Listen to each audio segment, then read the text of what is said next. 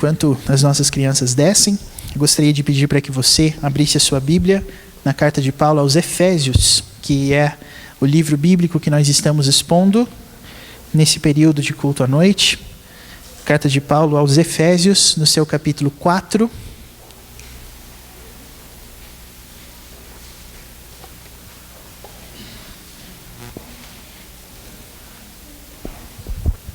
Carta de Paulo aos Efésios, hoje começando o capítulo 4, eu quero ler com vocês os versículos de 1 a 6, nesse momento.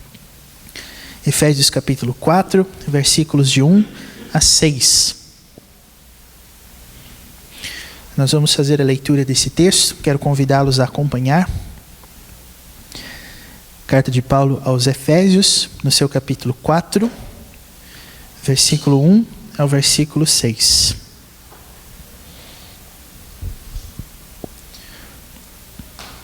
A palavra do Senhor diz assim: Rogo-vos, pois, eu, o prisioneiro do Senhor, que andeis de modo digno da vocação a que fostes chamados, com toda a humildade e mansidão, com longanimidade, suportando-vos uns aos outros em amor, esforçando-vos diligentemente por preservar a unidade do Espírito no vínculo da paz. Há somente um corpo e um Espírito, como também fostes chamados numa só esperança da vossa vocação. Há um só Senhor, uma só fé, um só batismo, um só Deus e Pai de todos, o qual é sobre todos, age por meio de todos e está em todos. Eu gostaria que a igreja lesse agora comigo o versículo 1 desse capítulo 4. Vamos ler? Rogo-vos, pois, eu, o prisioneiro no Senhor, que andeis de modo digno da vocação a que fostes chamados. Muito bem. Há vários termos dentro dessa parte, meus irmãos, que merecem uma exposição bem detalhada. E como nós não temos tempo para tratar de todos os termos com a devida profundidade, eu gostaria de poder me focar aqui nessa noite com vocês em alguns aspectos que estão presentes no texto e que não só vão nos conduzir a um correto entendimento dele mesmo, como também a um entendimento correto do que vem a ser a igreja. A carta que nós estamos expondo tem um conteúdo teológico extremamente rico e a passagem desses capítulos, eu acredito, tem evidenciado isso a vocês. Mas a verdade deste conteúdo, meus irmãos, é profunda, porque todas as vezes que nós pensamos em igreja, no ajuntamento solene, no culto ao Senhor, em estarmos presentes para cultuar ao Senhor, geralmente essas ideias vêm carregadas de alguns preconceitos que eu espero, com o tempo, nós acabemos por perdê-los. Por quê? Porque geralmente quando nós pensamos em culto, nós pensamos nesse período de 1h30, de 2 horas que nós passamos dentro da igreja. E quando a Bíblia fala a respeito dessa questão, por exemplo, faz uma referência muito rica a esse significado. Pois aquele que serve ao Senhor sempre está na presença do Senhor e sempre está prestando culto ao Senhor através de tudo que faz. E essa é uma situação que não nos autoriza a negligenciar o estar juntos na casa do Senhor para ouvir a palavra do Senhor. E a palavra de Deus, quando fala sobre isso, nos chama a essa responsabilidade de nos colocarmos na presença do Senhor como pessoas que o servem. E esse serviço, meus irmãos, tem muito a ver com o que Paulo chama aqui de vocação. Você viu que essa palavra acontece aí e aparece no versículo 1. Paulo está falando novamente, como ele já fez em Filipenses, que a vocação a qual nós fomos chamados demanda um chamado de uma vida digna. Não que para responder a essa vocação nós precisemos ter uma vida digna, mas que a vocação em si mesma carrega uma vida digna na presença de Deus. Então o que nós estamos vendo Paulo fazer aqui é muito mais do que conformar-se a um padrão para que assim Deus possa aceitar você e assim você possa se considerar chamado pelo Senhor. Mas o que ele está dizendo aqui é que a vocação tem um chamado e tem um propósito. Nós somos chamados para sermos algumas coisas. Nós recebemos vocação em Cristo Jesus para sermos algumas coisas. E essas coisas, meus irmãos, já foram ditas no capítulo 1. Eu não sei se você vai lembrar disso, mas se você voltar aí para o capítulo 1, e eu quero que você, por gentileza, faça isso, você vai ver no versículo 4, que todas as vezes que nós encontramos essa referência ao fato de Deus ter nos escolhido, e de hoje nós sermos servos do Senhor, nós sermos filhos de Deus, implica numa responsabilidade, implica em algo que vem junto com esse chamado, implica em algo que é muito mais do que uma consequência, mas é o propósito, ele mesmo, o propósito desse chamado. Para que Deus nos chama em Cristo Jesus? O versículo 4 diz: assim como nos escolheu nele antes da fundação do mundo. Agora pode ler esse pedacinho junto comigo. Para sermos santos e irrepreensíveis perante Ele. Muito, muito antes de uma vocação profissional, muito antes de uma vocação que tem a ver com o desempenho de um serviço diante da sociedade, a palavra de Deus nos conclama e nos escolhe para sermos santos e irrepreensíveis. Esse é um alvo muito mais superior do que qualquer outro que você possa crer ter e desempenhar dentro da sua vida.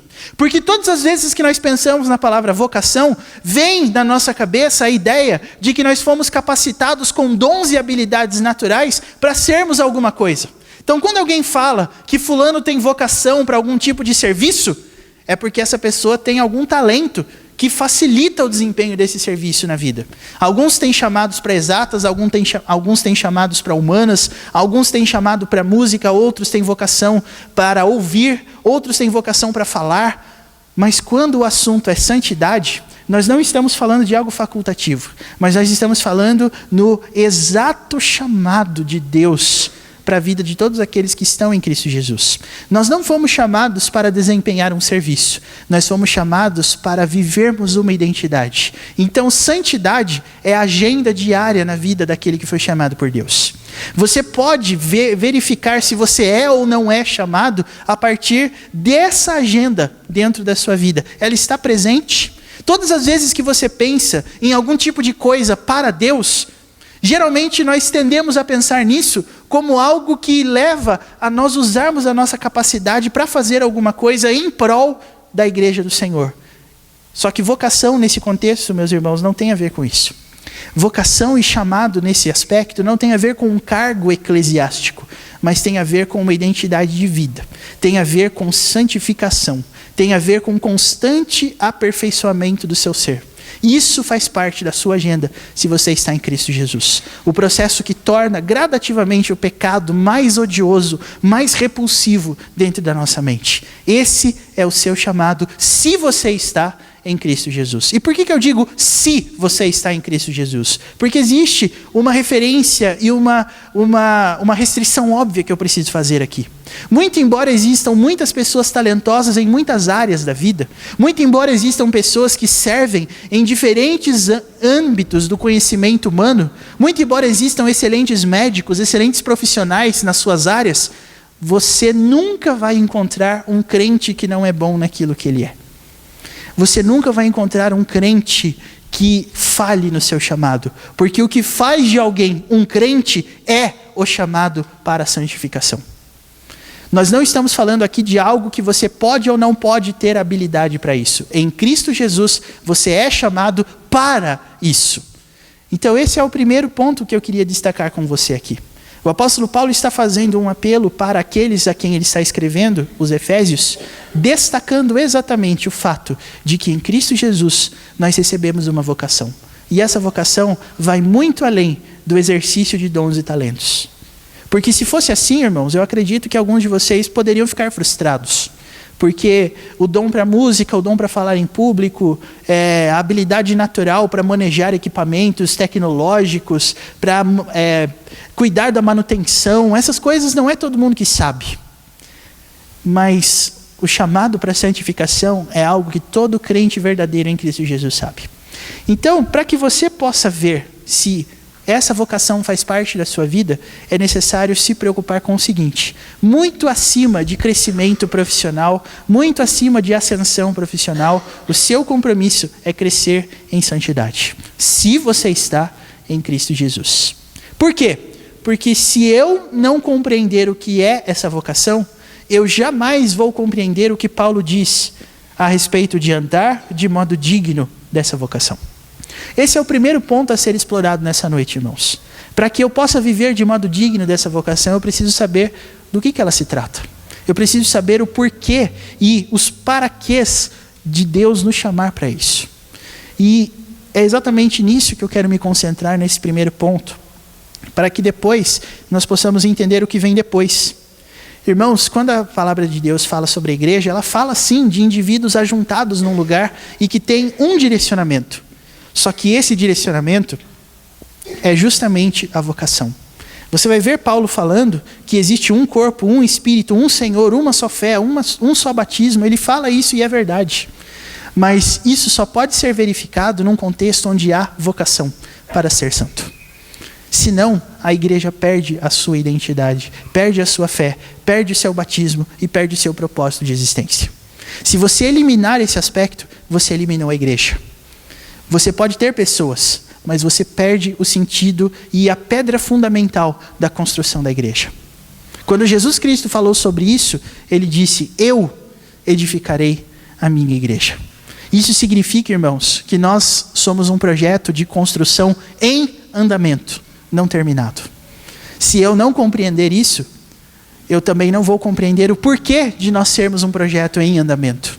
Por que em andamento? Porque santidade é uma batalha, é um combate árduo, diário, constante e que exige muito de nós. Não é uma agenda temporária. Não é algo que nós devemos verificar apenas em algum lugar da nossa semana, mas é algo que deve fazer parte da nossa vida gradativamente. Porque, irmãos, existem outras coisas que nos ligam e que nós fazemos juntos. O versículo 2 está falando, por exemplo, para suportar uns aos outros em amor. E eu quero dizer para você que esse suporte um ao outro em amor, se você entender isso aqui errado, é porque você entendeu a própria vocação da igreja de maneira equivocada.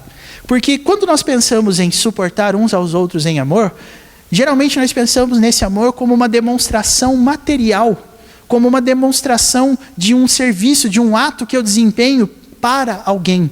Então nós chamamos de suportar uns aos outros em amor, ajudar aqueles que estão necessitados com algum tipo de recurso, algum tipo de ajuda. Nós, quando nos envolvemos nesse tipo de trabalho, nós nos sentimos bem. Nós dizemos: eu fiz alguma coisa em prol de uma pessoa. Mas, irmãos, por que você acha que essa sujeição uns aos outros, esse suporte uns aos outros em amor, exige as coisas que o versículo 2 diz que exige? Você precisa de mansidão, humildade e longanimidade para oferecer um casaco para alguém? Você precisa de mansidão, humildade e longanimidade para dar prato de comida para alguém? Eu não sei se você é daqueles que rejeita comida, mas eu não sou. Contanto que você não me sirva peixe, eu aceito qualquer coisa que vier. Fica a dica aí para os irmãos, tá? Mas aquilo que eu quero dizer para você tem a ver com algo muito mais profundo do que isso. Tem a ver com algo que não diz respeito a simplesmente um ato aleatório, mas o meu ato de suportar alguém em amor tem a ver com essa vocação da igreja. O fato de eu suportar as pessoas em amor tem a ver com uma atitude que nasceu dentro de mim por causa da minha vocação. Eu quero que você tenha esses conceitos claros na sua mente, para que você não reduza a estadia aqui como uma mera transcrição de hábitos que você aprendeu desde a 4ª, 5ª geração passada da sua família. Para que você não tenha a religião, o ser presbiteriano, o ser evangélico, como simplesmente uma coisa tradicional da sua vida e da sua história. E ser presbiteriano, meus irmãos, tem esse lado gostoso, que é o lado histórico. Depois da Igreja Presbiteriana do Brasil, a denominação mais velha é a Assembleia de Deus, que completou 100 anos há mais ou menos uns 5, 10 anos. Nós já estamos no Brasil há quase 160 anos. E estamos em Itapeva há mais de 130, quase 140. Falar de história para nós É falar de algo que faz parte da nossa essência. Eu sou presbiteriano por causa da minha mãe, que por sua vez ou é por causa da minha avó, que é por causa da minha bisavó. E eu não estou falando uma coisa assim, um exemplo aleatório. Eu estou contando a minha história para vocês. Eu não sou, a minha geração, a minha, dos meus irmãos, meus primos, não é a primeira geração. Mas é a quarta ou quinta, se não me falha a memória. Isso é bom, é um negócio histórico. Então, você pode muito bem falar assim, eu sou presbiteriano, eu sou cristão, eu sou evangélico, por uma questão tradicional, mas não por uma questão de vocação, não por uma questão de identidade. E esse engano nós precisamos perder. Porque se nós partirmos do pressuposto que a vocação é algo hereditário, nós também vamos achar que o serviço na igreja é algo que não tem nenhum tipo de ligação com essa vocação para sermos santos. O que eu quero dizer com tudo isso? Eu quero dizer com tudo isso que a sua vocação em relação ao outro é um reflexo daquilo que Jesus fez em você.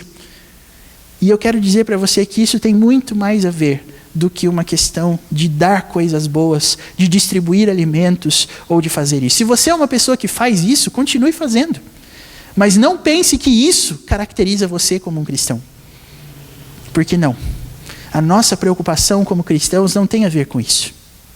A nossa preocupação como cristãos parte do pressuposto de que nós somos chamados para sermos santos diante de Deus. E é exatamente aqui que eu queria começar falando com você. Para exercer essa vocação, meus irmãos, nós precisamos entender que a nossa postura e a nossa vida diante de Deus é assunto dos mais sérios. É algo que demanda preocupação extrema, porque nós estamos falando do Rei dos Reis. Nós estamos falando daquele que tem o nome supremo e excelso acima de toda a terra. Nós estamos falando do Criador, do Sustentador e do Juiz de toda a sua criação. Nós estamos falando da presença de um Deus que um dia será patente aos olhos de todo ser humano. Nós estamos falando de algo que remete às lutas mais íntimas de cada um de nós. Essa é a nossa vocação. Se eu e você hoje temos sofrido por causa de algum tipo de atitude que nós estamos tentando abandonar, então eu dou boas-vindas a você, à vida cristã e à vocação da igreja. Isso significa ser cristão. Você entrou aqui com muitas lutas e muitas coisas na cabeça. E eu falo isso não porque eu sou adivinho, mas porque é isso que a Bíblia fala sobre todos nós. Você entrou aqui com muitas demandas a resolver. Você entrou aqui com muitos perdões a liberar. Você entrou aqui com muitas situações mal resolvidas dentro da sua casa. E a preocupação com relação a essas coisas é o que define a vocação da igreja. Porque se nós estamos ensinando as pessoas a respeito da existência de um Deus, a respeito da existência de um juiz, a respeito da existência do pecado, isso significa que essas são realidades que nós encaramos todos os dias, em todas as suas formas, na nossa vida e no nosso cotidiano. Então, partindo agora para um argumento textual, meus irmãos, eu não sei se vocês repararam isso, mas lá em Filipenses, como também aqui em Efésios, Paulo relaciona a vocação que ele recebeu a ele ser prisioneiro do Senhor. Para que, se você não percebeu isso, eu apenas quero fazer um exercício com você. Filipenses é o próximo livro aqui, já depois de Efésios. Então eu vou ler Efésios 4:1 e depois nós vamos reler o texto de Filipenses 1:27 que nós lemos lá atrás no começo do culto. Veja só o que diz Efésios 4:1. Rogo-vos, pois, eu, o prisioneiro do Senhor, que andeis de modo digno da vocação a que fostes chamados. Isso é o que diz em Efésios. Agora, se você olhar para Filipenses, que é só você virar aí algumas páginas, você vai ver que o apóstolo Paulo, quando ele fala sobre viver de modo digno, no versículo 27, vai desenvolver esse argumento, meus irmãos, dizendo o seguinte: vivei acima de tudo por modo digno do evangelho de Cristo, para que ou indo ver-vos ou estando ausente, ouça no tocante a vós outros, que estáis firmes em um só espírito, como uma só alma, lutando juntos pela fé evangélica. Aí o apóstolo Paulo vai desenvolver esse argumento, e quando ele chega no versículo 29, ele diz assim: porque vos foi concedida a graça de padecerdes por Cristo, e não somente de crerdes nele, pois tendes o mesmo combate que vistes em mim, e ainda agora ouvistes que é o meu. O apóstolo Paulo, meus irmãos, ainda preso, na época que ele escreveu a carta de Filipenses, assim como em Éfeso, assim como aqui aos Efésios, está relacionando o fato de viver de modo digno com um combate. O fato de viver de modo digno com um preço. O fato de viver de modo digno com uma luta. E sabe em prol de que é essa luta? Sabe em prol de que Paulo é prisioneiro? É só você pensar o seguinte: o evangelho é mensagem de boas novas. O evangelho é mensagem de amor, de esperança. E Paulo está falando de uma esperança a partir do versículo 4 aqui do texto. Mas irmãos, antes de chegar na esperança, o apóstolo Paulo diz assim: eu, o prisioneiro no Senhor. Por que Paulo estaria preso? Por que o evangelho implicaria em algo tão difícil para o mundo da sua época? E pior, por que o fato de nós vivermos no evangelho não significa que nós sofremos as mesmas coisas que Paulo e tantos outros mártires na história sofreram também? Por que hoje ser um cristão não é a mesma coisa que ser um mártir? É porque o nosso mundo mudou? Ou será que é porque o nosso conceito do que significa o evangelho acabou sofrendo uma alteração e uma supressão para que a gente não crie problemas com a mensagem que a gente prega? Em todas as oportunidades em que há prisão, é porque essa prisão foi consequência de um testemunho. Inclusive, isso é verificado na própria gramática da língua grega, irmãos. A palavra testemunho é uma palavra que deriva do grego martirel, que significa dar testemunho. E martirel, por sua vez, é a origem da palavra mártir. Então, o mártir não é aquele que morre, mas é aquele que testemunha. Esse é o mártir. E Lutero, quando falava sobre isso, ele dizia assim: o que faz do mártir um mártir não é a morte, mas é a causa. E aí você vai começar a perceber que muitas das lutas que você e eu temos nos engajado e temos lutado não tem trazido nenhum risco real no mundo que nós estamos vivendo. E isso, de acordo com o texto, é ruim. Porque o mundo jaz no maligno. Porque o mundo não pensa como nós pensamos. Porque o mundo está carregado de ideias e de conceitos que são contrários àquilo que nós defendemos. E se nós temos a aprovação dos que são reprovados por Deus, isso significa que o nosso evangelho não é o evangelho que fez de Paulo um prisioneiro. E isso significa que a nossa vocação está sendo mal entendida. Porque nós somos as pessoas que saem por aí dizendo, como está escrito lá em 2 Coríntios 5, eu rogo a vocês para que vocês se reconciliem com Deus.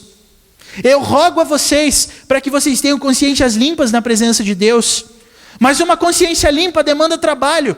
Porque para termos uma consciência limpa, é necessário que nós tomemos algumas atitudes que nos levarão de encontro imediato a algumas coisas que nós queremos fugir.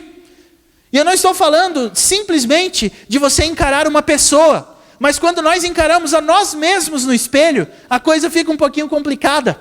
Porque não é possível fugir da luta. Porque não é possível fingir que não está acontecendo nada. Mas para mim, as coisas estão muito claras, estão muito patentes. Então, quando Paulo está falando de andar de modo digno dessa vocação, meus irmãos, isso é um exercício individual, isso é um exercício particular, melhor dizendo, de todo mundo, porque é exatamente a partir dessa vocação que nós vamos suportar uns aos outros em amor. Eu não demonstro tanto amor aos meus semelhantes com uma doação, como quando eu chego diante deles e pergunto assim: quais são as lutas internas, as lutas morais pelas quais você está passando? Eu quero saber, porque eu quero te ajudar, porque essa é a minha vocação e porque essa é a sua vocação como igreja do Senhor. Andar de modo digno da vocação, meus irmãos, significa que todo tipo de relacionamento que eu tenho é um relacionamento que leva as pessoas a uma consciência da majestade e da santidade de Deus, e que não existe ninguém que vai ficar ileso a isso num dia em que o Senhor Jesus estiver e voltar e estiver aqui conosco presencialmente de novo. Se esse dia for o dia em que nós mais dedicamos esforço, isso significa que nós estamos compreendendo bem a nossa vocação e nós estamos preparados para suportar uns aos outros em amor.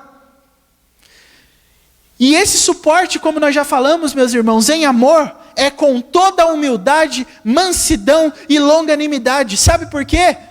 Por que esse suporte em amor precisa de paciência, que é um outro sinônimo de longanimidade? É porque não existe nada mais lento e desanimador do que o aperfeiçoamento moral do ser humano. Eu não sei se você já acompanhou uma pessoa que tenta mudar, mas tem hora que a gente desiste. Tem hora que a gente chega e diz assim, olha, eu não aguento mais falar. Eu não aguento mais porque eu não sei mais o que eu posso falar. Eu já disse tudo que eu podia dizer. Eu já falei tudo que eu podia falar. Eu já fiz tudo que eu podia fazer e não tem mudança. Mas não se esqueça, o chamado da igreja é um chamado à santidade. E se aquele que começou em boa obra em nós há de completá-la, isso significa, irmãos, que a santidade é algo possível e garantido se nós estamos em Cristo. Você sabe por que é bom e agradável tentar ser santo? Porque em Cristo Jesus nós conseguimos. A vitória já está garantida na cruz para nós. Então vale a pena. Porque somente os puros de coração verão a Deus. E se um dia eu estiver ceando com Jesus na minha frente, como Ele mesmo prometeu, é porque eu me tornarei uma pessoa pura de coração. E aqui, eu quero que você entenda bem isso. Nós não estamos falando de evangelismo. Nós estamos falando do relacionamento dentro da igreja. O irmão que está ao seu lado só é seu irmão, não por uma convenção evangélica. Não porque é assim que a gente faz dentro da igreja, chamar uns aos outros de irmão. Não é isso, não. É porque nós temos uma mesma vocação. E nós temos um chamado. E nós temos as mesmas dificuldades de lutar contra o pecado. Meus irmãos, a igreja só será igreja quando a nossa vocação para a santidade for exercida uns para com os outros. Com longanimidade, mansidão e humildade. E aí eu vou falar um pouquinho sobre essas coisas. E olha, é muito comum quando a gente tenta definir uma palavra, a gente correr para o dicionário. Mas eu queria dizer para você que a melhor coisa quando você tem um termo bíblico não é ir para o dicionário. Porque quem é que fez o dicionário? Foi um ser humano. As definições do dicionário, meus irmãos, não são definições isentas. São definições de homens. O que a Bíblia chama de humildade, mansidão e longanimidade é diferente do que o dicionário diz a respeito de humildade, mansidão e longanimidade. Sabe por que para suportar uns aos outros em amor, nós precisamos de humildade? Porque, irmãos, a pior coisa que eu e você podemos crer a nosso respeito é que nós já somos um projeto acabado. Quando nós vemos os nossos irmãos lutando contra algumas coisas que não são nossas lutas, a impressão que dá falar, mas esse aí não é crente. Não pode ser, porque crente não faz isso. Mas qual que é a sua referência para dizer uma coisa dessa? A nossa referência somos nós mesmos. A gente diz, crente não faz isso. Eu quero dizer, eu não faço isso. Então eu vejo outras pessoas fazendo e pergunto, mas não tá, alguma coisa está errada aqui. E quando nós estamos ajudando as pessoas, a humildade é algo necessário para que a gente consiga entender que as lutas que nós passamos, morais, são exatamente iguais. Porque lei, todo mundo quebra. Se você quebra em um ponto, no artigo 1º, no artigo 2º, no artigo 3º, não importa, é quebra de lei do mesmo jeito. É o que a palavra de Deus diz a esse respeito. E é por isso que precisa de humildade. Às vezes alguém chega para você dizendo, quebrei a lei de Deus em alguns dos mandamentos. Você pode dizer, bom, então aí eu posso te ajudar porque eu também, essa lei eu nunca quebrei. É assim que a gente encara as coisas, irmãos. E aí a mansidão vem junto com a humildade no texto, porque o texto está dizendo humildade e mansidão, porque todas as vezes que a gente fala de mansidão, meus irmãos, nós estamos falando de alguma coisa que é muito difícil. E por que é muito difícil? Porque quando Jesus fala sobre mansidão, olha só o que ele diz lá nas bem-aventuranças, em Mateus capítulo 5. Ele fala na terceira bem-aventurança, que é o versículo 5, assim, bem-aventurados os mansos, porque herdarão a terra. E aí você fica pensando, o que tem a ver ser manso e herdar a terra? Porque no mundo que nós vivemos é totalmente contrário. Se você quer herdar alguma coisa, você tem que lutar, inclusive judicialmente, porque se você ficar parado esperando, não vai acontecer nada, você não vai herdar nada. É bem capaz que além de não herdar, você perca algumas coisas. Agora, para Jesus, os mansos herdarão a terra, sabe por quê? Porque a terra a qual ele está se referindo, meus irmãos, é a terra prometida, é a terra de Canaã. E sabe por que só os mansos herdarão essa terra? E sabe por que humildade é uma coisa que está junto com mansidão? Porque todas as vezes que a gente pensa em terra, toda vez que a gente pensa em Sião, a gente pensa assim, poxa, lá é o meu lugar. Mas sabe por que lá é o meu lugar? Porque eu sou bom demais. Porque eu sou uma pessoa excelente. Porque eu sou uma pessoa, olha, que se não fosse Jesus, eu poderia ter ido tranquilamente, porque eu não tenho nenhum tipo de erro menor ou maior, como as outras pessoas ao meu redor. É por isso que os mansos herdarão a terra, porque para você ser manso, você precisa necessariamente ser humilde. E para ser humilde, você precisa de uma consciência muito, muito exata sobre quem você é. E não faltam ilustrações que mostram o que isso quer dizer. Mas o ponto, meus irmãos, é que o pecado na nossa vida sempre se manifesta a partir de cobiça. Então, repreender uma pessoa que roubou é uma coisa que a nós é muito comum, a gente condena isso, não é verdade? Mas quando você estiver lá no seu momento de necessidade e você vê aquela notinha em cima da mesa, ou no chão, ou na rua, é muito mais fácil você fazer aquele movimento, colocar a coisa e caminhar para frente. Então, é por isso que eu estou falando. Eu e você só precisamos de uma oportunidade para demonstrar o quanto nós somos maus. E quando você entendeu isso, a humildade e a mansidão vão te ajudar a suportar uns aos outros em amor. E por fim, você tem aí a longanimidade, a paciência. A mudança leva tempo, irmãos. E sabe por que a mudança leva tempo? Porque o processo de santificação, como eu acabei de dizer, é um processo. Nós não vamos para a perfeição do dia para a noite, mas a perfeição é uma coisa gradativa na nossa vida. Eu e você somos crentes, filhos de Deus, mas nós ainda não somos perfeitos. Isso significa, como diz uma música muito antiga que eu aprendi a cantar na escola dominical, eu preciso de você, você precisa de mim, e nós precisamos de Cristo até o fim. Isso é uma verdade, sabe por quê? Porque você tem lutas e eu tenho lutas. E eu quero aqui me valer desta tribuna, e porque vocês todos, pelo menos eu acho, estão olhando para mim acordados, para poder dizer algo que é algo, não assim, não encare isso como um desabafo, tá? Não é, eu não gosto de usar o púlpito para isso. Mas eu quero que você atente para uma coisa. Faz parte da minha função ouvir. Então, quando você tiver alguma coisa a dizer, você pode vir até aqui e nós vamos ouvir você. Agora, quem é que cuida? Quem é que ouve aqueles que precisam nos ouvir, meus irmãos? Quem é que ouve os pastores? Quem é que ouve os líderes? Todas as vezes que nós estamos tratando dessa questão, o pecado do pastor é um pecado que é imperdoável para muitos de vocês, porque ele não tem a prerrogativa do erro.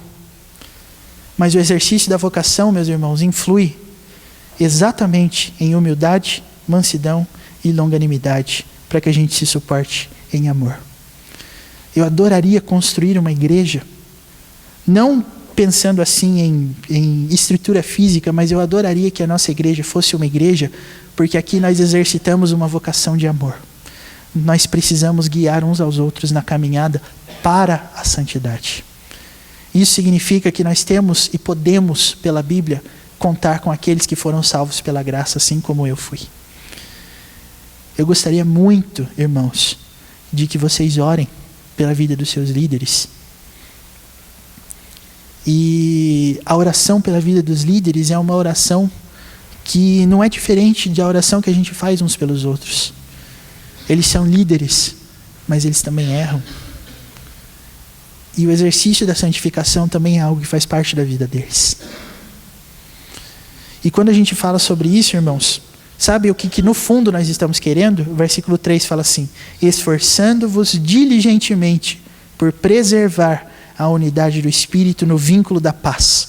Sabe por que existe esse termo vínculo da paz? Porque a paz que nós estamos aqui falando não é uma paz, como eu disse, na questão da ausência do conflito ou do confronto, mas é a paz que é resultado da obra justificadora de Deus em Cristo Jesus. É a paz com Deus, é a paz para com Deus, é a paz de que tudo aquilo que eu tinha e devia ao Senhor foi pago.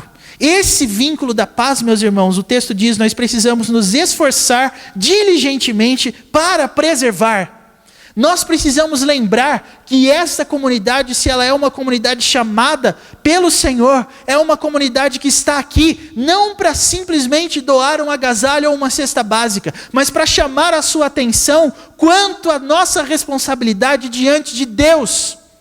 Essa é a vocação da igreja, e todos nós precisamos viver debaixo dessa vocação, e todos que somos crentes, vamos ter que desenvolver essa vocação uns com os outros. Quando a gente fala de evangelismo, nós estamos falando de uma pessoa que não conhece a graça, e peca porque não conhece, e peca porque é revoltado contra Deus, dentro do seu coração, negou a verdade pela injustiça. Agora, quando nós estamos falando de pecado dentro da igreja, nós estamos falando de uma luta constante para o aperfeiçoamento. Irmãos, é dessa igreja que eu quero fazer parte, porque é essa igreja que Jesus está construindo. É uma igreja que se esforça para preservar a unidade no Espírito. E como a própria palavra diz, porque vocês sabem disso, o Espírito é santo. O povo de Deus é um povo santo. Porque ao contrário dos povos e das culturas e das uniões que existem por aí, pecado aqui é uma coisa séria e precisa ser enfrentada no âmbito particular e no âmbito público. Eu preciso lutar contra ele dentro de mim e eu preciso ajudar você também a lutar contra o seu. É para isso que existe igreja, irmãos. É isso que nos caracteriza como igreja. Porque é a partir daí que o apóstolo Paulo fala, só existe um corpo. Só existe um Espírito. E também só existe uma esperança. Sabe qual a esperança? A esperança de nós sermos santos. A esperança de que quando nós chegarmos lá, o Senhor vai ter limpado dos nossos olhos toda lágrima. Porque aquilo que nos fazia chorar aqui não existe mais. Porque a nossa luta valeu a pena. Porque o Cordeiro de Deus venceu. Essa é a esperança da nossa vocação. Esse não é um texto que comprova que toda forma de religião é verdadeira. Mas esse texto aqui está dizendo, em todos os lugares onde existem pessoas lutando contra o pecado, eu também estou representado. Essa é a religião da Bíblia. Essa é a religião da palavra. Essa é a vida da igreja. Esse é o vínculo do Espírito. É isso que o apóstolo Paulo quer dizer, irmãos, no versículo 4. Um só corpo, um só Espírito e uma esperança de vocação. Nós somos conduzidos para uma esperança de que o pecado não vai reinar no nosso mundo e em nós para sempre. Ele tem dias contados. É essa esperança que nós vamos repartir. E eu quero dizer para você que mais presente em relação a essa realidade você estiver, mais e mais próximo de Deus e mais próximo dos seus irmãos em Cristo você também vai ficar. E eu quero encerrar dizendo para você que uma das coisas mais impressionantes que eu já vi o Evangelho fazendo aconteceu há um tempo atrás, quando eu conversava com uma pessoa, com um amigo, que havia terminado um relacionamento que ele havia começado. Ele disse para mim assim, o relacionamento terminou por causa de um problema que nós não conseguimos resolver. Mas sabe o que me deixa mais feliz? É que a consciência desse problema existente, que nos atrapalhou tanto, me aproximou de Deus no seguinte sentido. A minha esperança é a volta de Cristo. Porque enquanto nós estivermos nessa terra, nós só vamos pecar, pecar e pecar. Mas lá, pecado já não vai mais entrar. Mas lá não existirá mais pecado. Então todas as vezes que eu vejo os estragos que o pecado faz na minha vida, eu desejo mais a volta de Cristo, porque eu não quero mais pecar. Meus irmãos, só quem foi transformado pelo Evangelho diz uma coisa dessa. Só assim nós vamos encontrar alguma graça nesse mundo. E eu quero dizer para você que é só assim que nós vamos ser igreja. Se você nunca disse ou nunca pensou em dizer uma coisa assim, Então eu quero apresentar para você nessa noite o Evangelho de Jesus Cristo. E em nome de Cristo Jesus, como o próprio Paulo disse lá em Coríntios, eu ordeno, eu exorto para que você se reconcilie com Deus. E venha viver a sua vocação num lugar que foi vocacionado por Deus para ser santo.